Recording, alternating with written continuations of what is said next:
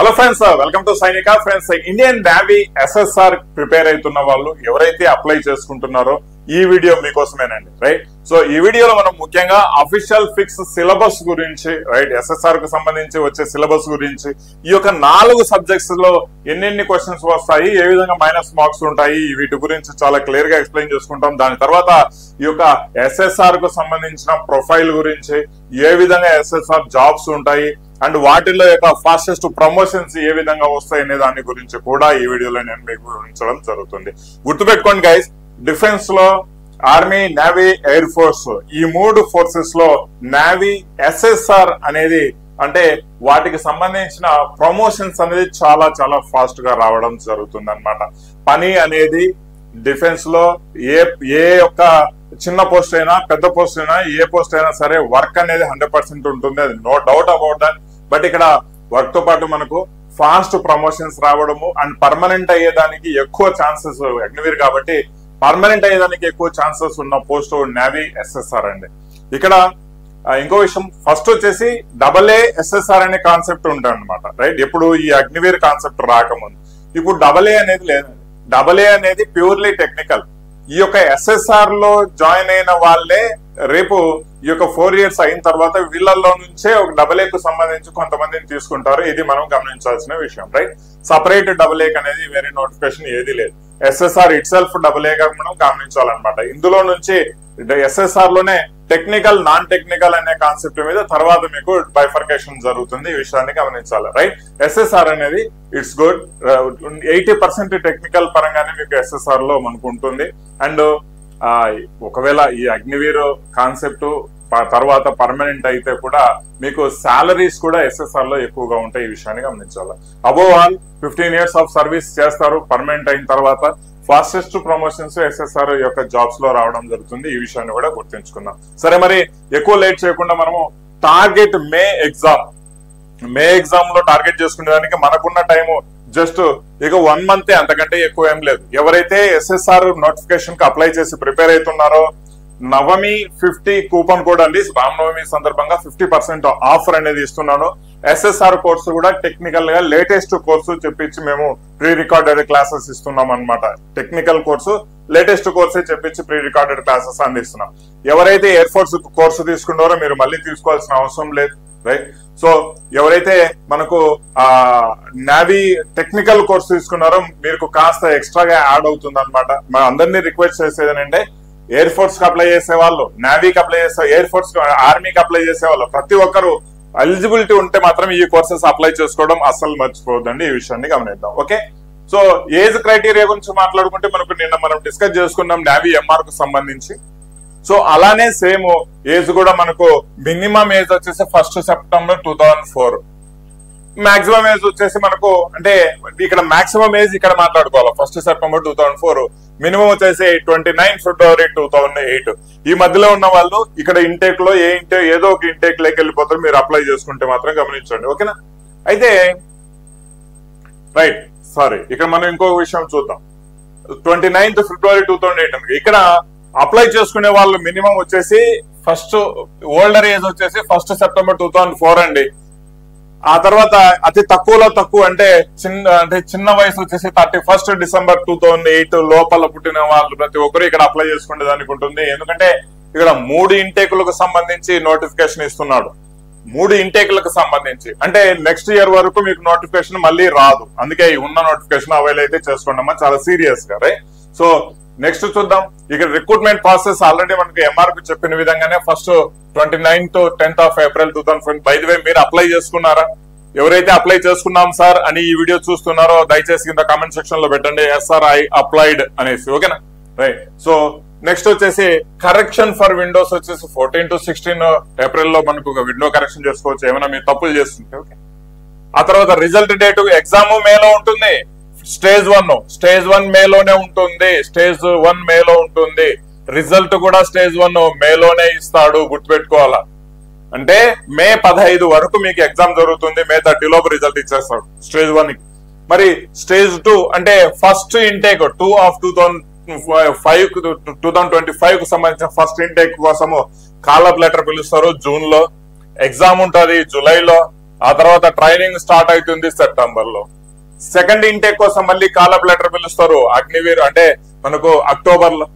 వీళ్ళందరినీ ఎట్లా పిలుస్తారు సార్ అంటే ఎవరైతే స్టేజ్ 1 లో సెలెక్ట్ అయ్యారో, స్టేజ్ 1 లో ఎవరైతే పాస్ అయినారో వాళ్ళల్లోనే లిస్టింగ్ చేసి పిలుస్తారండి 3 ఇంటేక్ల కోసం. తర్వాత మీకు 1.5 year వరకు మీకు ఇంటేక్ లేదు అని నేను చెప్తున్నా, అందుకే అప్లై చేసుకోండి ఇప్పుడే ఏజ్ ఉన్న వాళ్ళు. రైట్. సో నవంబర్ లో వీళ్ళకి ఎగ్జామ్ ఉంటుంది, ఫిబ్రవరిలో ట్రైనింగ్కి వెళ్తారు. ఎప్పుడు 2026 రైట్, 20 సంవత్సరం తర్వాత. ఆ తర్వాత 3వ ఇంటేక్ మార్చ్ లో వీళ్ళని పిలుస్తారు exam right. So call up letter ఇస్తారనమాట. మేలో ఎగ్జామ్ ఉంటుంది, మే 2026 లో. జూలై 2026 లో వీళ్ళు ట్రైనింగ్కి వెళ్ళడం జరుగుతుంది. అంటే మీకు జూలై 2026 వరకు నోటిఫికేషన్ లేదు, ఈ విషయాన్ని గమనించండి రైట్. అందుకే అప్లై చేయండి, ఇమీడియట్ గా ప్రిపరేషన్ స్టార్ట్ చేసుకోండి. అయితే క్వాలిఫికేషన్ గురించి మనం మాట్లాడుకుందామండి. క్వాలిఫికేషన్ గురించి చూస్తే ఫస్ట్ మీరు అంటే 10+2 చేసి ఉండాలా. దేంతో? మ్యాథమెటిక్స్ ఉండాలి, ఫిజిక్స్ ఉండాలా రైట్. సో ఇది గ్యారంటీగా మ్యాథమెటిక్స్ ఫిజిక్స్ ఉండాలి. అక్కడ కెమిస్ట్రీ ఉండాలా లేదా అని అడగలేదు రైట్, లేకున్నా కూడా ఇబ్బంది ఏం లేదు right. Maths physics compulsory right. ఇక్కడ అగ్రిగేట్ గా 50% ఉండాలి. అగ్రిగేట్ గా ఏదైనా సబ్జెక్ట్ లో 40 వచ్చినా కూడా ఇబ్బంది లేదు, బట్ ఓవరాల్ గా 50% ఉండాలా, దట్ ఈస్ ఇంపార్టెంట్ రైట్. లేదు డిప్లొమా చేసి ఉండాలండి, 3 years డిప్లొమా అనమాట. అంటే దేంట్లో mechanical engineering, automobiles, computer science, instruments, technology, IT right. So వీటిల్లో మాత్రమే డిప్లొమా చేసిన వాళ్ళని, 3 years డిప్లొమా చేసిన వాళ్ళని పిలుచుకుంటారు, అంటే ఎలిజిబిలిటీ ఉంటుంది. లేదా అది కూడా కాదు, 2 years వొకేషనల్ కోర్సు చేసి ఉండాలి విత్ నాన్ వొకేషనల్ సబ్జెక్ట్. అంటే వొకేషనల్ కోర్సు ఏదైనా అంటే వొకేషనల్ కోర్సెస్ సపరేట్ గా ఉంటాయి right. So non vocational course అందులో కూడా ఏముండాలి, non vocational course like physics, maths ఉండాలి, కంపల్సరీగా ఫిజిక్స్, మ్యాథ్స్ ఉండాలి. ఇలాంటి వాళ్ళు మనకు ఎగ్జామినేషన్ కు అంటే ఈ యొక్క నోటిఫికేషన్ కి ఎలిజిబుల్ అని చెప్తున్నారు అనమాట. సో మీ యొక్క ఎడ్యుకేషనల్ క్వాలిఫికేషన్ ఇందులో ఏదైనా ఫుల్ఫిల్ అవుతుంది రిక్వైర్మెంట్ అంటే ఖచ్చితంగా అప్లై చేసుకోండి. నా మాట విని దయచేసి అప్లై చేసుకోండి ఓకే రైట్. స్పాన్సర్స్ ఎవరికి ఎగ్జామ్ లేదు అంటే, స్పాన్సర్స్ అంటే రిలేటివ్స్, పేరెంట్స్. అంటే ఇప్పుడు ఫాదర్ డిఫెన్స్ లో ఉన్నాడు, కొడుకు ఎవరైతే ఎగ్జామ్ ఒకవేళ ఇండియన్ నేవీకి అప్లై చేసుకోవాలనుకుంటున్నాడో వాళ్ళకి ఎగ్జామ్ ఉండదు. స్టేజ్ 1 ఉండదు. ఏది స్టేజ్ 1 మాత్రమే ఉండదు, స్టేజ్ 2 ఉంటుంది రైట్. స్టేజ్ 1 లో వాళ్ళ డాక్యుమెంట్స్ అంటే ఆ రిలేటివ్ డాక్యుమెంట్స్ అనేది చెక్ చేస్తారు అంతే. ఎన్సీసీ వాళ్లకు ఉండదు, ఎన్సీసీ వాళ్లకు స్టేజ్ 1 ఉండదు, ఎగ్జామ్షన్ రైట్. సో ఈ విషయాన్ని గమనించాలా. నెక్స్ట్ చూద్దాం. నెక్స్ట్ చూస్తే మనకు ఎగ్జామినేషన్ ప్యాటర్న్ గురించి మనం మాట్లాడుకుంటే English, science, maths and general knowledge ఈ 4 సబ్జెక్టులు ఉంటాయండి. 25 క్వశ్చన్స్ ప్రతి సెక్షన్ లో ఉంటాయి. ఈ సెక్షనల్ స్కోర్ పాస్ చేయాల్సి వస్తుంది. 100 questions, 100 marks, 60 minutes డ్యూరేషన్, 60 నిమిషాలే డ్యూరేషన్. వాడు క్వశ్చన్ చదవడానికి కూడా టైం ఏంటి, ఇంకేం చదువుతాం. దానికి తోడు టెక్నికల్ సిలబస్ అనమాట రైట్. ఎట్లా ఎగ్జామ్ పెడతారో ఏం చేస్తారో 60 నిమిషాల్లో 100 questions రాయాలంటే యా నుంచి రాస్తామో ఏం అర్థం కాదు. క్వశ్చన్ చదవడానికి 60 నిమిషాలు ప్రాపర్ గా 100 questions చదివేదానికి టైం దొరకదు రైట్.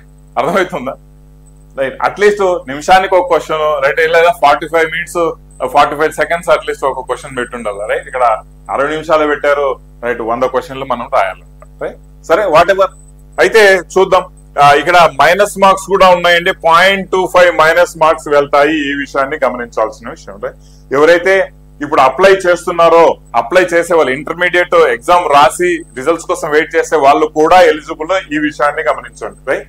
రిజల్ట్ కోసం వెయిట్ చేసే వాళ్ళు కూడా ఎలిజిబులే రైట్, ప్రొవైడెడ్ వాళ్ళు ఆ తర్వాత మనకైనా కాల్ అప్ లెటర్ వచ్చి స్టేజ్ 1 తర్వాత స్టేజ్ 2 కోసం పిలిచేటప్పుడు ఆ సర్టిఫికేట్ రిజల్ట్స్ పాస్ అయినవన్నీ ప్రొడ్యూస్ చేసుకోవాలన్నమాట. సిలబస్ గురించి మాట్లాడుకుంటే ఫస్ట్ సైన్స్ లో గురించి మాట్లాడుకుంటే ఫిజిక్స్ మాట్లాడదాం. ఫిజిక్స్ లో మాట్లాడదామండి. ఫిజిక్స్ లో వచ్చేసి ఇవన్నీ ఇంటర్మీడియట్ కైండ్ ఆఫ్ సిలబస్. మీకు ఇంటర్మీడియట్ సబ్జెక్ట్స్ సంబంధించిన క్వశ్చన్ పేపరే ఉంటుంది, అంటే బేసిక్ లెవెల్ ఆఫ్ క్వశ్చన్స్ అనమాట రైట్. ఒకటి ఎయిర్ ఫోర్స్ లో కొంచెం డెప్త్ క్వశ్చన్స్ ఇస్తాడు, ప్రాబ్లమాటిక్స్, న్యూమరికల్స్ ఇస్తాడు అనమాట. ఇందులో న్యూమరికల్స్ ఇచ్చినా కూడా ఎక్కువ డెప్త్ పోడు అనమాట రైట్. ఎయిర్ ఫోర్స్ నోటిఫికేషన్ కోసం ఎవరైతే ప్రిపేర్ అయ్యారో నావీ ఎస్ఎస్ఆర్ ఖచ్చితంగా స్టేజ్ 1 స్టేజ్ 2 రెండు కొట్టేస్తారండి ఓకేనా.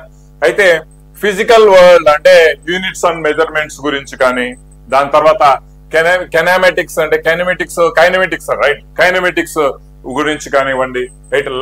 లాస్ ఆఫ్ మోషన్ గురించి కావచ్చు, work, energy and power. Sir ఇవన్నీ ఎంఆర్ కూడా ఉన్నాయి కదా అంటే, సరే అవన్నీ బేసిక్ లెవెల్ ఇవన్నమాట టాపిక్స్.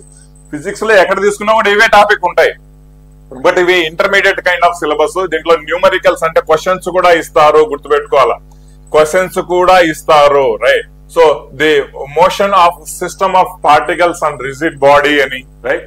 సో ఎలక్ట్రిసిటీ గురించి, మెకానిక్స్ గురించి, తర్వాత force and gravitation, heat and thermodynamics, oscillations and waves, current, electricity, magnetism, metals and non metals, right. So ఇది కెమిస్ట్రీలో కూడా రావడం జరుగుతుంది, యాజ్ వెల్ as ఫిజిక్స్ లో కూడా ఉంటుంది అనమాట. సౌండ్ వేవ్స్, ఎలక్ట్రోమాగ్నెటిక్ ఇండక్షన్ గురించి కావచ్చు, ఆల్టర్నేట్ కరెంట్ గురించి కావచ్చు, dual nature of matter radiations గురించి కావచ్చు, optics, atomic nucleus, solid and semi conductors గురించి కూడా మనకు క్వశ్చన్స్ అడిగేదానికి అవకాశం ఉంటుంది అనమాట, రైట్. సో త్వరలో ఇన్ని టాపిక్స్ గురించి ఎక్కడ ఏ టాపిక్ లో మెయిన్ గా క్వశ్చన్స్ అడుగుతున్నారు అనే దాని గురించి కూడా నేను వీడియో అనేది చేస్తాను. ఒకసారి స్టడీ చేసిన తర్వాత చేస్తాను. ఊరికే ఎట్లా పడితే అట్లా చేస్తే బాగుండదు. దీంట్లో ఒకటి వస్తాయి, దీంట్లో 2 వస్తాయి అంటే మీరేమో నమ్ముతారు. సో అట్లా బాగుండదు. నేను కంప్లీట్ స్టడీ చేసిన తర్వాత దేంట్లోంచి టాపిక్స్ నుంచి ఎక్కువ క్వశ్చన్స్ వస్తాయని నేను మీకు తెలియజేస్తానండి, రైట్. అది మీకు చాలా చాలా చాలా ఇంపార్టెంట్, ఆ విషయాన్ని గమనించాలి. కెమిస్ట్రీ పరంగా తీసుకుంటే అటామిక్ స్ట్రక్చర్, పరమాణు నిర్మాణం గురించి కావచ్చు, బేసిక్ కాన్సెప్ట్ ఆఫ్ కెమిస్ట్రీ గురించి కావచ్చు, రసాయన బంధాల గురించి అంటే కెమికల్ బాండింగ్ అన్నమాట, స్టేట్స్ పదార్థాల రకాల స్టేట్స్ ఆఫ్ మ్యాటర్ అన్నమాట, right. So carbon and it's compound it self ఇది ఒక టాపిక్ అన్నమాట. Periodic table, acids and bases, metals and non metals, right.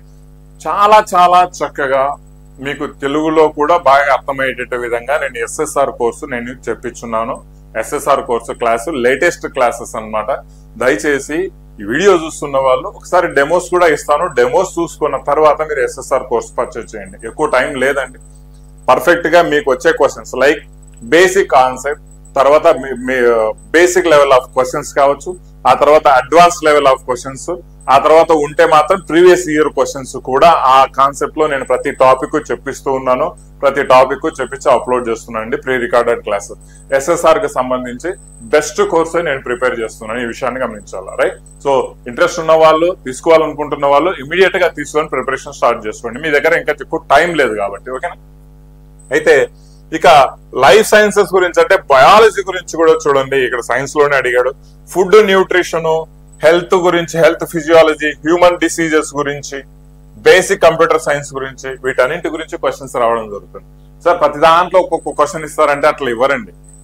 కొన్ని దాంట్లో ఇస్తారు, కొన్ని దాంట్లో అస్సలు ఇవ్వరు. కానీ వీళ్ళంతా ఇంటర్మీడియట్ సిలబస్ మొత్తం మెన్షన్ చేసి పడేస్తారు, రైట్. సో ఆ వెయిటేజ్ గురించి నేను తర్వాత మీకు ఒక మంచి వీడియో చేసి నేను చెప్తాను, వేటి మీద ఎక్కువ క్వశ్చన్స్ పడుతున్నాయి అనేసి. సో దట్ మీ టైం అనేది కొంచెం బాగా సేవ్ అవుతుంది, ఓకే. అయితే చూద్దాం నెక్స్ట్.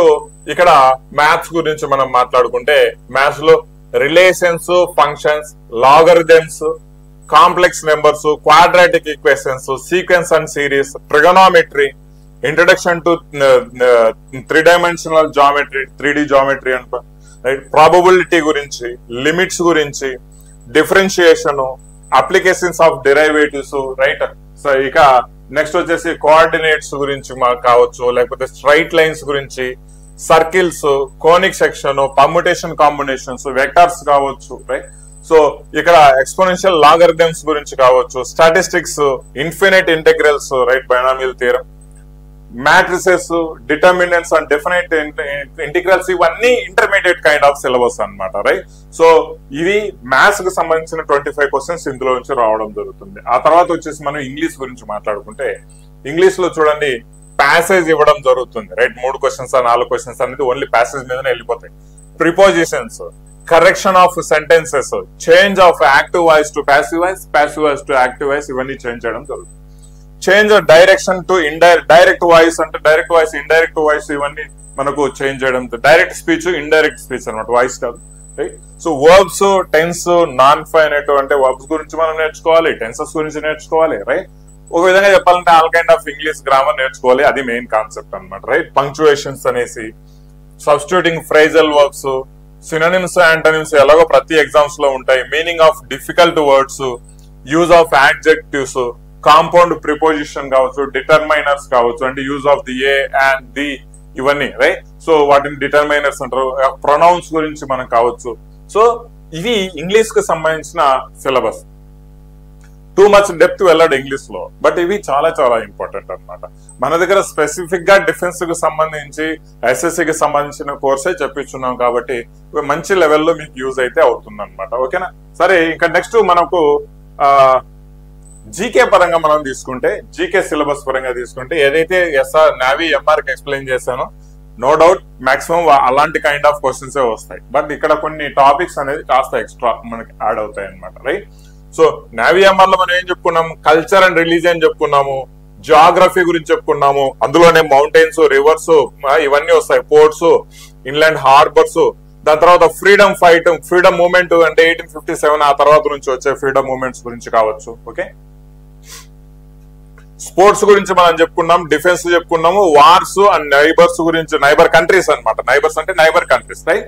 సో మీ ఇంటి చుట్టుపక్కల నైబర్స్ కాదు. ఓకే, సో ఇక్కడ దాని తర్వాత వచ్చేసి న్యూమరికల్ రీజనింగ్, వాటి గురించి కూడా మనకు కాస్త ఇక్కడ ఇవ్వడం జరిగింది. రీజనింగ్ లో కూడా ఏంటంటే coding, decoding, right? So special అంటే మనకు లైక్ ఎలా ఉంటుందంటే బొమ్మలు ఇచ్చి నెక్స్ట్ సీక్వెన్స్ ఆఫ్ బొమ్మ అంటే డయాగ్రామ్స్ ఏముంటాయి, ఇలాంటివి అనమాట. ఇలాంటి kind of reasoning, right? So అది ఎక్కువ క్వశ్చన్స్ అయితే రావు, చాలా లైట్ గా అడుగుతాడు అనమాట. రైట్? ఇంపార్టెంట్ నేషనల్ ఫ్యాక్ట్స్ గురించి, హెరిటేజ్ గురించి, ఆర్ట్స్ అండ్ సైన్స్ గురించి, హిస్టరీ గురించి, లాంగ్వేజ్ గురించి, అంటే వాట్ నాట్ జీకేలో స్టాటిక్ జీకే మొత్తం ఇక్కడ కవర్ చేశారు. ఈ విషయం గుర్తుంచుకోవాలి. ఇదంతా స్టాటిక్ జీకే, నేషనల్ మన ఫ్యాక్ట్స్ గురించి, మన కంట్రీ యొక్క ఫ్యాక్ట్స్ గురించి ఇదంతా ఇచ్చాడు అనమాట. రైట్? సో అబ్రివేషన్స్ కావచ్చు, డిసీజెస్ కావచ్చు, న్యూట్రిషన్ కావచ్చు, బయాలజీలో ఇవన్నీ static GK kind of questions మీకు అడుగుతాడు. ఎక్కువ డెప్త్ ఏం పోడు అనమాట. రైట్? సో లైక్ ఇక్కడ పాలిటీకి సంబంధించిన క్వశ్చన్స్ కూడా మనకు అడుగుతున్నాడు అనమాట. రైట్? సో ఇవన్నీ వచ్చేసి మనకు స్టాటిక్ జీకేలోనే మాక్సిమం క్వశ్చన్స్ కవర్ అవ్వడం జరుగుతుంది అనమాట. రైట్? సో ఇక్కడ మనకు ఆల్మోస్ట్ ఇంగ్లీషు పర్ఫెక్ట్ గా ఇంగ్లీష్ కూడా చెప్పించున్నాము, కోర్సులు మీకు అప్లోడ్ చేస్తున్నాము. మ్యాథ్స్ అండ్ ఫిజిక్స్ కూడా కోర్సులు అప్లోడ్ చేస్తున్నాము. అంటే లేటెస్ట్ గా చేసి క్లాసెస్ అప్లోడ్ చేస్తున్నాం అండి. పర్ఫెక్ట్ గా ఉంటే మీకు మీ కోర్సుకు తగ్గట్టుగానే అప్లోడ్ చేస్తున్నాం అనమాట చేసి. రైట్? ఇంగ్లీష్ ఆల్రెడీ ఉంది.